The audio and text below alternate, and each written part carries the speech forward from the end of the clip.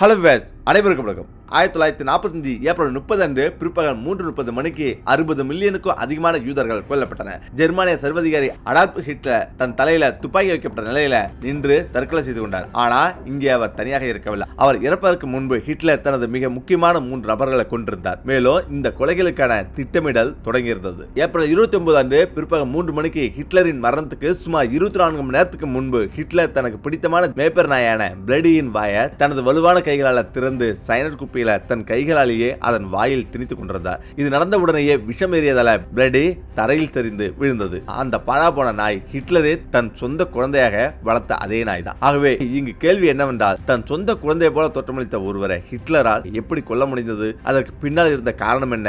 உண்மையை சொல்ல போனா ஹிட்லரே அத்தகைய ஒரு கடுமையான நடவடிக்கையை எடுக்க விரும்பவில்லை. ஆனாலும் கனத்த இதயத்துடன் அவர் இந்த நடவடிக்கையை எடுக்க வேண்டியிருந்தது. அதற்கு பின்னால் 2 முக்கிய காரணங்கள் இருந்தது. முதலாவதாக ஹிட்லர் சயனைடு விஷயத்தை பற்றி ஆராய்ந்து கொண்டிருந்தார். ஏனென்றால் சரியாக 24 மணி நேரத்துக்கு பிறகு 15 மணி நேரங்களுக்கு முன்புதான் தன் மனைவியான ஈவா பிரானுக்கு அந்த சயனைடை ஹிட்லர் கொடுக்கவிருந்தார். இரண்டாவது காரணம் என்னவென்றால், ஹிட்லர் தன் நாய்கள் தன் மரணத்துக்கான துக்க அனுசரிப்பதையோ அல்லது ஹிட்லர் விரைவில் தோற்கடிக்கவிருந்த ரஷ்யர்கள் ஹிட்லரின் மரணத்துக்கு பிறகு தங்கள் கோபத்தை நாய்கள் மீது காட்டுவதையோ விரும்பவில்லை. மேலும் தன் நாய்கள் சீண்டப்படவோ அல்லது தொந்தரவு செய்யப்படவோ கூடாது என்பதற்காக அவர் முதல்ல பிளாண்டியை கொண்டார். பிறகு உல்ஃப் மற்றும் அதன் 4 நாய்க்குட்டிகளையும் அவற்றை பழக்கப்படுத்துவதற்காக தோட்டத்திற்கு கொண்டு சென்றார். அங்கு கண்ணீருடன் கூடிய கண்களுடன் நடுங்கும் கைகளுடன் அவர் அந்த 5 சுட்டுக் கொண்டார். அவற்றின் மரணத்துக்கு பிறகு ஹிட்லர் கண்ணீருடன் கூடிய கண்களுடன் அனைத்து நாய்களையும் அதே தோட்டத்தில் புதைத்தார். அங்கு அவர் அடிக்கடி விளையாடுவார் அந்த 6 நாய்களுடன். இப்போது ஹிட்லர் ஏன் நாய்களை கொண்டார் அது நமக்கு புரிகிறது. ஆனால் அவர் ஏன் மனைவி ஈவாவை கொண்டார்? இதற்கு பின்னால் இருந்த காரணம் என்ன? ஏனென்றால் இங்கு எழும் மிகப்பெரிய முக்கியமான கேள்வி என்னவென்றால், ஹிட்லர்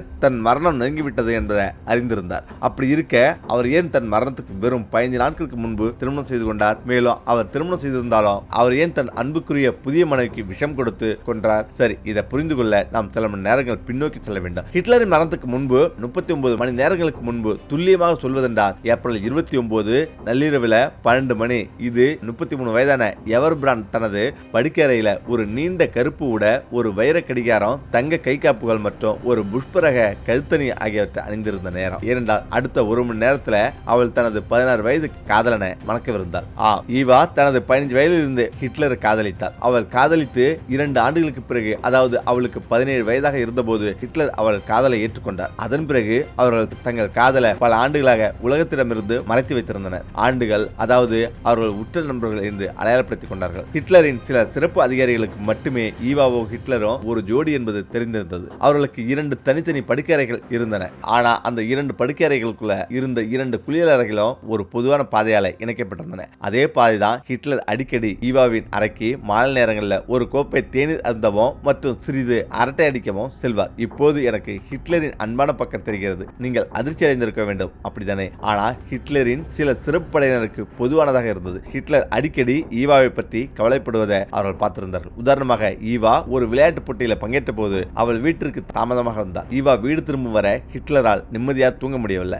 இது போர்க்காலத்தில் நடந்தது. அப்போது ஹிட்லர் தினமும் ஈவாவை அழைத்து அவர் நலம் விசாரிப்பார். உண்மையில் ஈவாவின் வாழ்க்கை வரலாற்றாசிரியர் ஹெம் காட்மாக்கரின் குறிப்புகள் மேலும் வெளிப்படுத்துகிறது. அந்த 2 தம்பதியினரும் ஒரு சாதாரண பாலியல் வாழ்க்கையை அனுபவித்தார்கள் மற்றும் மிகவும் காதலித்தார்கள். ஆனால் அப்படி இருந்தும் அவர்கள் ஒருபோதும் பொதுவெளியில ஒரு தம்பதியினரை போல வாழவில்லை. மேலும் அவர்கள் திருமணம் செய்து கொள்ளவும் இல்லை. இதற்கு காரணம், ஹிட்லர் தன் மனைவியுடன் செலவிட போதுமான நேரத்தை தன்னால் ஒருபோதும் கொடுக்க முடியாது என்றும், மேலும் அவளுக்கு குழந்தைகளை கொடுக்க முடியாது என்றும் எப்போதும் உணர்ந்தார். ஏனெனில் ஹிட்லரால ஒரு குழந்தைக்கு தந்தையாக இயலாது. ஹிட்லரின் மன அழுத்த மருந்துகளும் போதைப் பொருட்களும் அவரது கருவுறுத்தல் விகிதத்தை குறைத்திருந்தது. இரண்டாவதாக, அவருக்கு ஒரே ஒரு விரை மட்டுமே இருந்தது. அப்படிப்பட்ட ஒரு சூழ்நிலையில் தான் குழந்தை பெற்றுக் கொள்வது சாத்தியமற்றதாகிவிட்டது. ஆக ஹிட்லர் தனது சிறந்த நண்பி அல்லது காதலியான ஈவாவுடன் மிக நெருக்கமாக இருந்தார். அவளுடைய பொருட்களை கவனித்துக் கொள்வது, அவளுடைய தேவைகள் மற்றும் வசதியை பற்றி சிந்திப்பது, ஒருவேளை இதுதான் அவர்களின் காதலை காலப்போக்கில் ஆழமாக்கியிருக்கலாம். இப்போது நீங்கள் கேட்பீர்கள், இது என்ன வகையான காதல்? இதுல முரட்டத்தனமும் கொடுமையும் கூட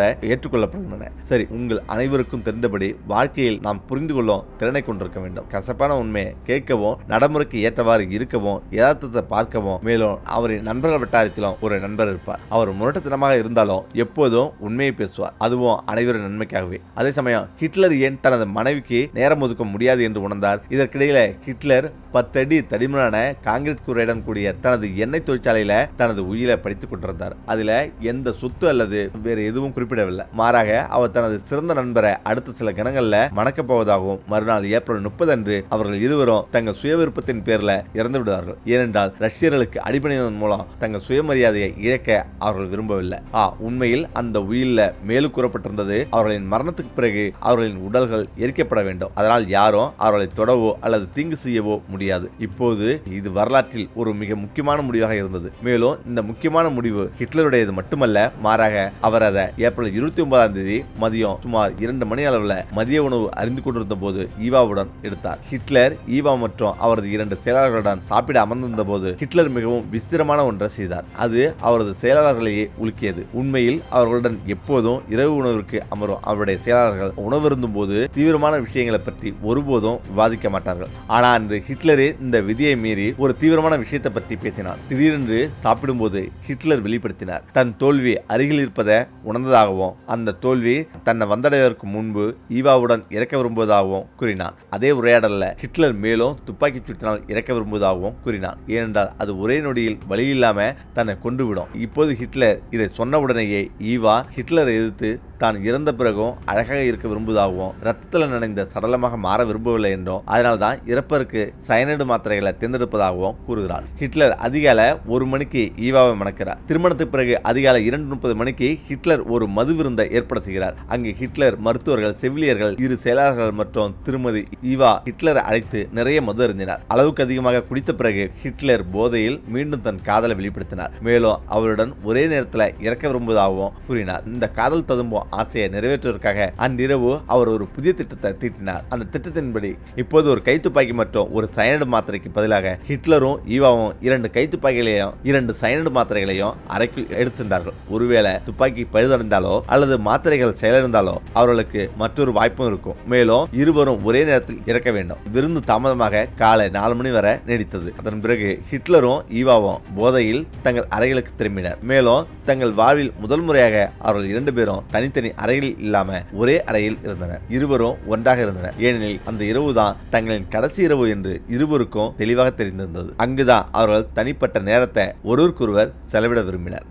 அந்த இரவில் தான் ஹிட்லர் தனது வாழ்வின் கடைசி திருமண இரவை கொண்டாட விரும்பினார். இருப்பினும் ஹிட்லரின் மகிழ்ச்சியான இரவு காலை 6 மணி வரை மட்டுமே நீடித்தது. ஏனெனில் ஹிட்லர் இறந்த நாளான ஏப்ரல் 30 காலை 6 மணிக்கு ரஷ்ய வீரர்கள் ரீச் ஸ்டேக்கை அடைந்து விட்டதாக ஹிட்லருக்கு செய்தி கிடைத்தது. அவர்கள் ரீச் ஸ்டாக்கையும் தங்கள் கட்டுப்பாட்டுக்குள் கொண்டு வந்திருந்தனர். இதை கேட்ட ஹிட்லர் தனது தோல்வியும் மரணமும் இன்னும் நெருங்கிவிட்டதாக உணர்ந்தார். ஆனாலும் ரஷ்யர்கள் ரீச் ஸ்டாக்கு பின்னர் பின்வாங்குவார்கள் என்ற நம்பிக்கையை அவர் கொண்டிருந்தார். ஆனால் அடுத்த 1/2 மணி நேரத்துக்குள்ள அந்த நம்பிக்கை தகர்க்கப்பட்டது. பெர்லின் தளபதி ஹிட்லருக்கு வானிலை மூலம் தகவல் அனுப்பிய போது ரஷ்யர்கள் அவரை வேகமாக நெருங்கிக் கொண்டிருப்பதாக தெரிவித்தார். மேலும் மதியம் 12 மணிக்கு ஹிட்லர் தான் ஒளிந்திருந்த அடித்தளத்துக்கு வெளியே நிலைமை மோசத்திலிருந்து மிக மோசமாகிவிட்டதாக செய்தி கிடைத்த போது அவர் ஒரு பனிக்கட்டி சிலையாக மாறியது போல் தோன்றினார். அவரது முகத்துல எந்த உணர்ச்சிகளும் இல்லை. அவர் எதுவும் பேசவில்லை அல்லது யாருக்கும் கவனம் செலுத்தவில்லை. பிறகு அவர் வாயை திறந்த போது ஒரே ஒரு வரியை தான் உரைத்தான்.